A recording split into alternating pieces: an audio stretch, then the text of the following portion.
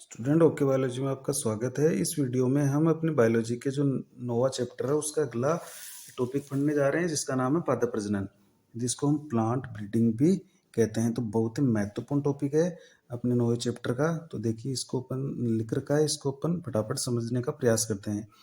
तो पादप प्रजनन नाम से स्पष्ट है, पादप का प्रजनन करवाना या अच्छी अच्छी जो किस्म के पादप है उसका उत्पादन करना, ताकि हम एक सीमित जो क्षेत्र है उससे बहुत ज़्यादा उत्पादकता को बढ़ा सकें।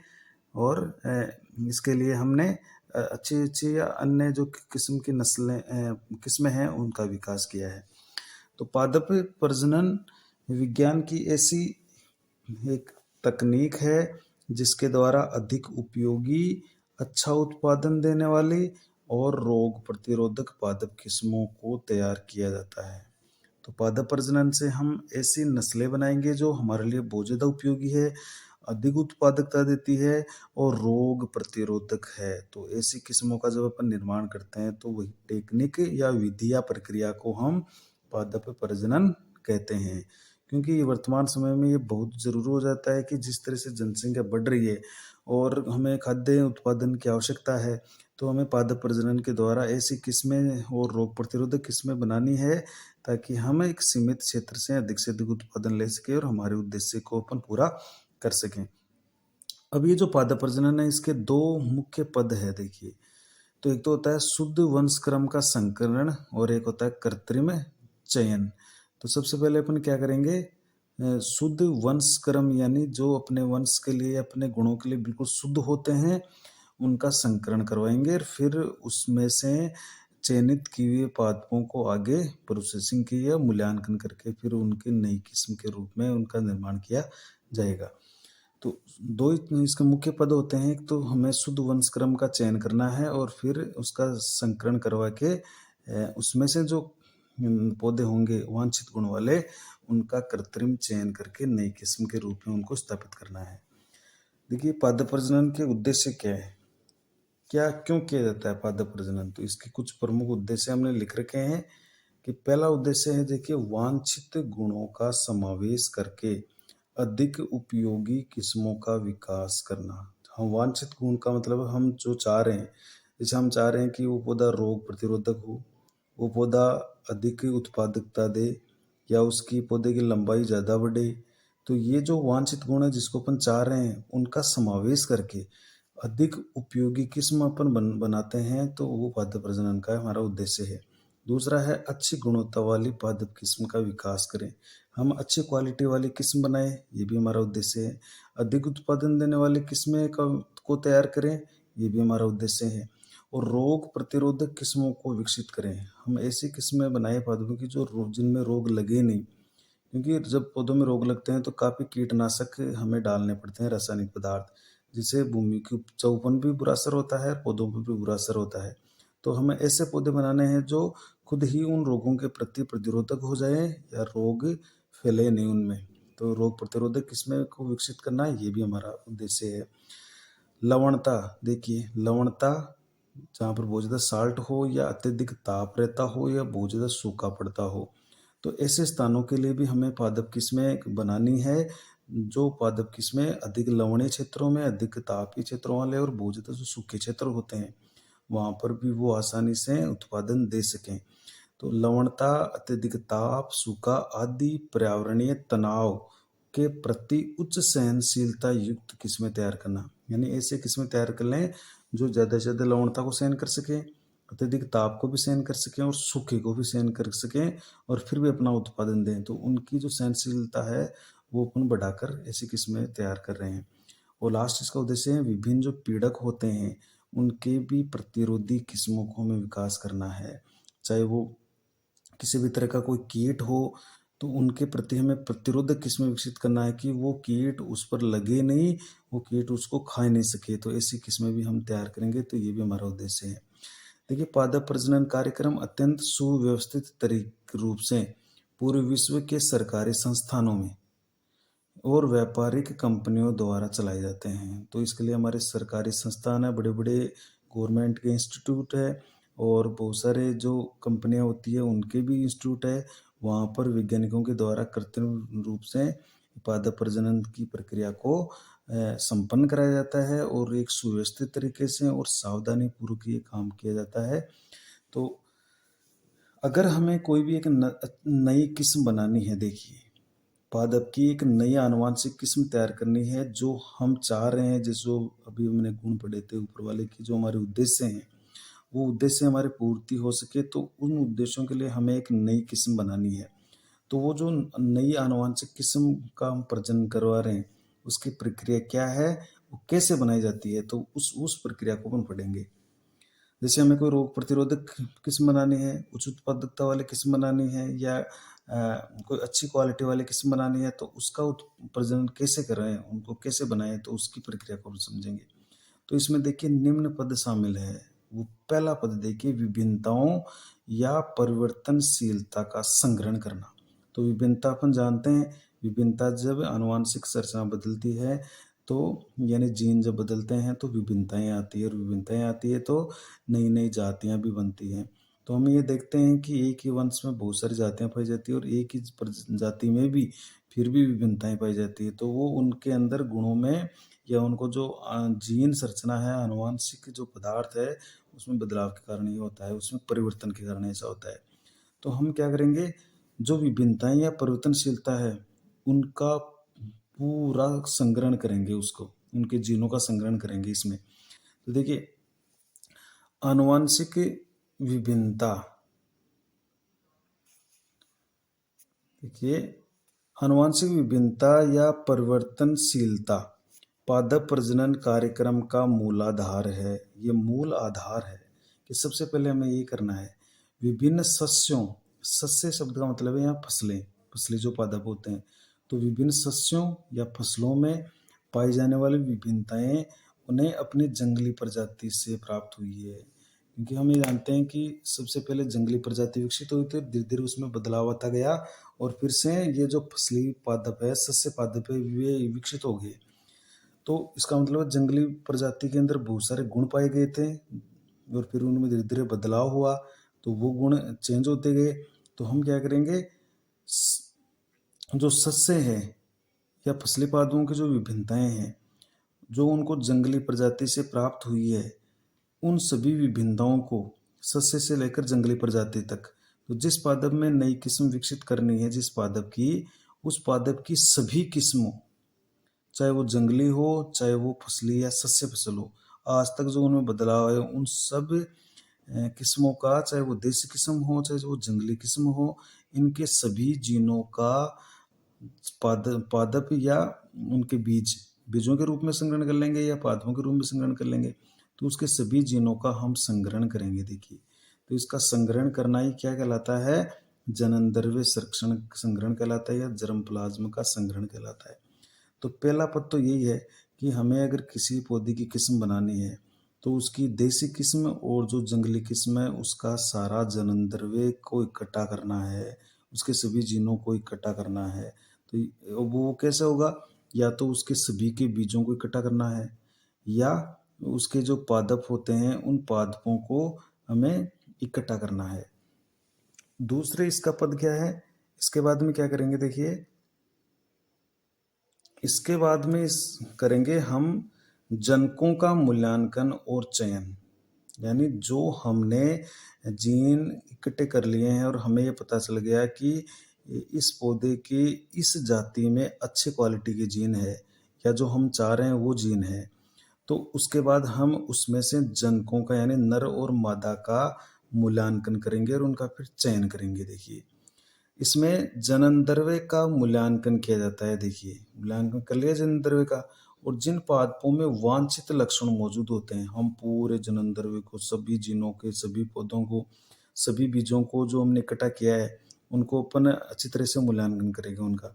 और फिर हमें ये लगता है कि जिन पादपों में वांछित लक्षण मौजूद हैं या जिन बीजों में अवांछित लक्षण मौजूद है, उन पादपों की संख्या को बढ़ाया जाता है। उनमें से छांट लेंगे अच्छी क्वालिटी वाले, फिर उनकी संख्या को बढ़ाएंगे और इनमें से उत्कृष्ट पादप जो होंगे अच्छी किस्म के, उनको संकरण के लिए चयनित कर लेंगे। यदि आवश्यकता होती है तो शुद्ध वंशक्रम पादप भी प्राप्त कर लिया जाता है। तो हम क्या करेंगे, जो जननद्रव्य हमने इकट्ठा किया है उनसे हम वांछित लक्षण वाले जनकों का चयन करेंगे, जिनका आगे हम संकरण करवाएंगे। तो ये हमने उसका जननद्रव्य का मूल्यांकन कर लिया और उसमें जो वांछित किस्म के जो गुण वाले पौधे हैं उनका हमने चयन कर लिया है। अब क्या करेंगे, जो चयनित कर लिया हमने जनक, उनके बीच में हम क्रॉस करवाएंगे, संकरण करवाएंगे। तो तीसरी स्टेप होती है चयनित जनकों के बीच में संकरण। अब चयनित जनकों के बीच में संकरण या क्रॉस हाइब्रिडाइजेशन करवाया जाता है, जिसमें एक तो मादा के रूप में ले लेंगे, एक नर के रूप में ले लेंगे। इसमें वांछित लक्षणों वाले एक पादप को परागकणों को दूसरे वांछित लक्षणों वाले पादप की वर्तिकाग्र तक पहुंचाया जाता है। तो एक के परागकण यानी एक को नर के रूप में ले रहे हैं, एक को मादा के रूप में ले रहे हैं। तो एक वांछित लक्षणों वाला जो पौधा लिया उसके तो ले लेंगे परागकण, और दूसरा जो वांछित लक्षणों वाला पादप लिया उसके ले लेंगे वर्तिका। तो वर्तिका पर परागकणों को डाल देंगे। इसके बीच सफलता इनके बीच सफलता इनके बीच सफलतापूर्वक निषेचन हो जाता है और संकर प्रजाति उत्पन्न होती है। तो जब निषेचन हो जाएगा तो जो प्रजाति पैदा होगी वो संकर होगी। संकर क्यों होगी? क्योंकि इसमें दोनों जनकों के गुण आ जाएंगे, जिसमें दोनों वांछित लक्षणों वाले जनकों के गुणों का समावेश हो जाता है। यानी जैसे हमने एक जनक ले लिया जिसमें उच्च प्रोटीन गुण होता है, यानी अच्छी क्वालिटी का प्रोटीन उत्पन्न करता है। दूसरा ऐसा जनक ले लिया जिसके अंदर रोग प्रतिरोधक गुण है। अब हमने क्या किया, जैसे एक जनक का तो हमने परागकण ले लिया, दूसरे की वर्तिका ले ली और उस पर छिड़क दिया, यानी उसमें संकरण करवा दिया। तो हमें जो संकर प्रजाति प्राप्त होगी, संकर संतति, उसमें उच्च प्रोटीन गुणवत्ता का गुण भी आ जाएगा और रोग प्रतिरोधक गुण भी इसके अंदर आ जाएगा। तो ये संकर संतति है वो दोनों गुण वाली पैदा हो जाएगी। तो इस तरह से हमने जो चयनित जनकों का जो चयन किया था उनके बीच में हम संकरण करवा दिया। तो तीसरा स्टेप ये है। अब देखिए हमारे पास यहाँ तक आ चुके हैं अपन, हमें संकर प्रजाति प्राप्त हो गई है। अब इसमें भी चूंकि संकर प्रजाति एक तो प्राप्त हो नहीं होती है, सैकड़ों की संख्या में बहुत सारी संकर प्रजातियां प्राप्त होती है, और उनको भी हम अच्छी तरह से देख कर मूल्यांकित करके उन संकर संततियों में भी अच्छी किस्म की संकर जाति का चयन करेंगे और फिर उसका टेस्टिंग करेंगे, उसका परीक्षण करेंगे। अगली हमारी स्टेप होती है, जो हमने संकर प्रजातियां बना ली है तो उसमें श्रेष्ठ पुनर्योगज या संकर का चयन करेंगे, फिर उनका परीक्षण करेंगे, यानी उसकी टेस्टिंग करने वाले हैं। तो देखिए इसमें क्या करेंगे, देखिए इसमें संकर संततियों में से श्रेष्ठ संततियों का चयन किया जाता है। यानी संकर संततियां बनने के बाद में भी उनमें भी हम अच्छी जो श्रेष्ठ होगी उसका चयन कर लेंगे, जिसमें दोनों जनकों के वांछित गुणों का समावेश हो। और ये ध्यान रखेंगे जिसमें दोनों गुण आ चुके हैं, दोनों जनक फर्स्ट और सेकंड का जैसे दोनों के गुण आ चुके हैं, ऐसी संतति का और श्रेष्ठ संतति का चयन करेंगे। पादप प्रजनन के उद्देश्यों को प्राप्त करने में श्रेष्ठ संकर संततियों की चयन प्रक्रिया काफी महत्वपूर्ण होती है। देखिए, और ये महत्वपूर्ण प्रक्रिया है क्योंकि हमें संकर बना लिए हैं और फिर उनका चयन करेंगे श्रेष्ठ किस्मों का। अतः संततियों का वैज्ञानिक मूल्यांकन किया जाता है। देखिए, इसके लिए कई पीढ़ियों तक चयनित श्रेष्ठ संकर संततियों के मध्य स्वपरागण तब तक करवाते हैं जब तक समयुग्मता की अवस्था प्राप्त होती है। तो जब तक समयुग्मता की अवस्था प्राप्त नहीं हो जाती है ना, तब तक हम जो श्रेष्ठ जो संकर प्रजातियां हमने छांटी है उनके बीच में हम स्वपरागण करवाते रहेंगे। इससे क्या होगा, हमें उसका शुद्ध वंशक्रम प्राप्त हो जाएगा। ऐसा करने से संतति के लक्षण विसंयोजित यानी पृथक नहीं होते हैं और वो लक्षण बने बने रहते हैं। हमें शुद्ध वंशक्रम धीरे धीरे प्राप्त होता जाता है। तो जो संकर प्रजातियां ली है हमने उनके बीच में स्वपरागण करवाएंगे कई पीढ़ियों तक, जिससे क्या होगी, समयुग्मता की अवस्था आती जाएगी और एक अच्छी किस्म है वो बनने की तरफ हम बढ़ते जाएंगे।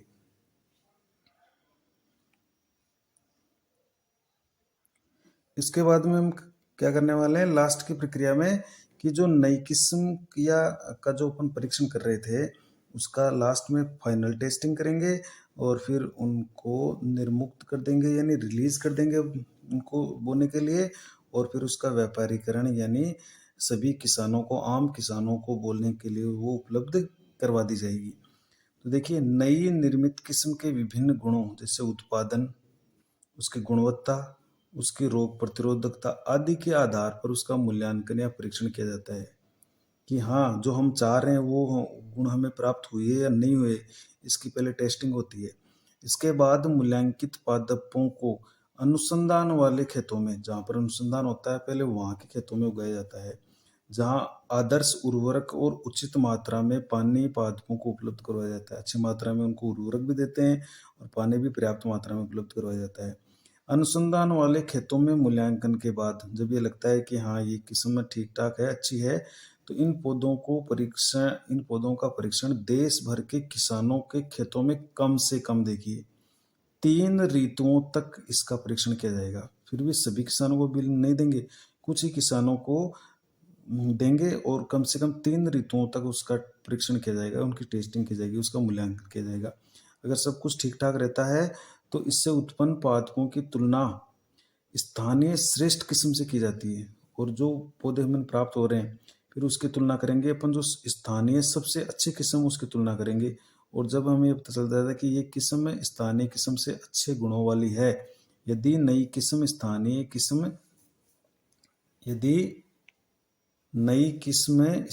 किस्म के से अधिक उत्तम गुणों वाली होती है, तो इसे फिर एक नया नाम देकर नई किस्म के रूप में निर्मुक्त या रिलीज कर दिया जाता है। बाजार में इसको रिलीज कर दिया और फिर ये किस्म सभी किसानों के लिए उपलब्ध हो जाती है। देखिए, एक बार फिर से आपको बताते हैं कि हम क्या क्या करते हैं। तो ये लास्ट का 5वां चरण था टेस्टिंग का, और फिर हमने रिलीज कर दिया। हमने क्या क्या किया कि हमने, देखिए, इसकी जैसे देसी किस्में ले ली। देसी किस्म के बाद में हमने जैसे जितने भी जंगली किस्में थी वो ले ली, सारी की सारी सभी इकट्ठी कर ली, और इनका सबके जो जीन थे या इनका जो जनन द्रव्य, उसका हमने क्या किया, संग्रहण कर लिया, जिसको हमने क्या कहा, विभिन्नताओं का संग्रहण। तो हमने सारा जीन का संग्रहण कर लिया। अब विभिन्नताओं का संग्रहण करने के बाद हमने क्या किया, इनमें से जनकों का हम क्या करेंगे, जनकों का मूल्यांकन किया हमने, और उस मूल्यांकन के बाद जनकों का चयन कर लिया। अभी जो विभिन्नताओं का संग्रहण किया है हमने, विभिन्नताओं का संग्रहण किस माध्यम से करेंगे, यानी ये जो देसी और जंगली किस्में, इनके या तो बीज इकट्ठा कर लेंगे या इनके पादप इकट्ठा कर लेंगे, और फिर इनमें से हम मूल्यांकन करेंगे कि कौन सा बीज या कौन सा पादप सबसे अच्छी किस्म का है, तो उनको अपन चयनित कर लेंगे, यानी जनकों का मूल्यांकन और उनका चयन कर लेंगे। फिर जनकों का मूल्यांकन करने के बाद हमने क्या करेंगे, ये जो हमने चयनित जनक थे उनके बीच में क्या करवाया है, जनकों में संकरण करवा दिया हमने, क्रॉस हाइब्रिडाइजेशन करवा दी, संकरण करवा दिया, यानी जनक फर्स्ट और जनक सेकंड जो हमने लिए उनका संकरण करवा दिया। संकरण के बाद में हमें क्या प्राप्त हो गई, संकर प्रजाति प्राप्त हो गई। संकर प्रजाति हमें, यानी हाइब्रिड जो थी वो हमें प्राप्त हो गई। ये संकर प्रजाति हमारे पास आ चुकी है।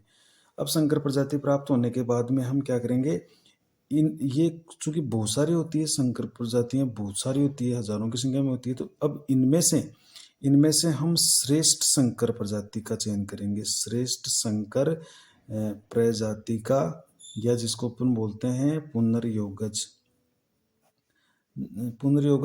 संकर किस्म का चयन करेंगे। तो इनमें भी हम अच्छी किस्म का चयन करने वाले हैं, और फिर उसका क्या करेंगे, उसका टेस्टिंग करेंगे, यानी उसका परीक्षण करेंगे संकर किस्म का। और परीक्षण करने के बाद हम क्या करेंगे, उसको नई किस्म बना देंगे। उसके नई किस्म के रूप में नई किस्म का एक नाम दे दिया जाता है। तो ये टेस्टिंग देखिए किधर से किसानों के खेतों में भी होती है, और फिर 3 ऋतुओं तक भी होती है, और फिर उसकी स्थानीय किस्म से तुलना की जाती है। अगर वो स्थानीय किस्म से अच्छी होती है तो उसका एक नया नाम देकर फिर बाजार में उसको रिलीज कर दिया जाता है, उसको रिलीज कर दिया जाएगा और वो एक नई किस्म बन जाती है। तो ये थी हमारे पादप प्रजनन के दौरान बनाई जाने वाली किस्मों की एक पूरी प्रक्रिया।